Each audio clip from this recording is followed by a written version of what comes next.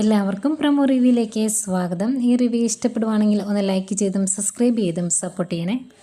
അപ്പോൾ ആദർശിനോട് അഭി പറയുന്നുണ്ട്, ഏതായാലും ഒരു ബ്രാഞ്ച് എനിക്ക് തരാമെന്ന് സമ്മതിച്ചല്ലോ, അതിൽ ഒരുപാട് നന്ദിയുണ്ട്. ആ ബ്രാഞ്ച് ഏതായാലും ഞാൻ നല്ല രീതിയിൽ നോക്കുമെന്ന് പറയുന്നുണ്ട്. ഇതെല്ലാം കഴിഞ്ഞ് നയനയുടെ അടുത്തേക്ക് വരുന്ന ആദർശിനെ കാണിക്കുന്നുണ്ട്. നയന മുകളിൽ ഉടുപ്പൊക്കെ മടക്കി വെച്ചുകൊണ്ടിരിക്കുക കേട്ടോ. അത് കഴിഞ്ഞ് അനാമികയായിട്ട് സംസാരിക്കുന്ന ട്രെയിനർ വേണുവിനെ കാണിക്കുന്നത്. അന്നേരം അനാമിക എല്ലാ കാര്യങ്ങളും പറയുന്നുണ്ട്, നന്ദുവിനെക്കുറിച്ചുള്ള എല്ലാ കാര്യങ്ങളും പറയുന്നുണ്ട്. അതുപോലെ എടുത്തിട്ട് നമ്മുടെ വേണുവിനെയും രേവതിനെയും ഒക്കെ തല്ലിയിട്ടുണ്ടല്ലോ, ഈ കാര്യങ്ങളെല്ലാം പറയും.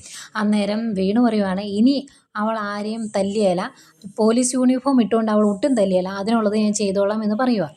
പിന്നീട് തുഷാരയും നന്ദുവും കൊണ്ട് സംസാരിക്കുവാണ്. തുഷാരയ്ക്ക് എന്തോ അനിയെ ഭയങ്കര ഇഷ്ടമാണ്, അതുകൊണ്ട് അനിയെ നിനക്ക് സ്നേഹിച്ചൂടെ എന്നൊക്കെ ചോദിക്കുമ്പം നന്ദു പറയുവാണ്, അതെങ്ങനെയാണ്, എന്നെ സ്നേഹിക്കുന്നവരുടെ മുഖം മറന്നിട്ട് എനിക്ക് അവനെ സ്നേഹിക്കാൻ കഴിയുകയില്ല എന്ന് നന്ദു പറയുന്നുണ്ട്. പിന്നീട് നമ്മുടെ ആദർശിനെ അനിയും കാണിക്കുന്നുണ്ട്. ആദർശ് അനിയോട് പറയുവാണ്, ഇനിയും നീ നന്ദുവിനെ കാണാൻ ട്രെയിനിങ് ക്യാമ്പിൽ പോയി എന്ന് അനാമിക അറിഞ്ഞിട്ടുണ്ടെങ്കിൽ അവളുടെ കൈ കിട്ടുന്ന എന്തെങ്കിലും ഒരു നിൻ്റെ തല അടിച്ച് പൊളിക്കും എന്ന് പറയുമ്പം അനി പറയുന്നുണ്ട്, ഇങ്ങനെ പോയിട്ടുണ്ടെങ്കിൽ അവളിൽ നിന്ന് രക്ഷപ്പെടാൻ വേണ്ടി ഞാൻ അവളുടെ കഴുത്ത് പിടിച്ച് ഞെരിക്കും, അതാണ് സംഭവിക്കാൻ പോകുന്നത് എന്ന്.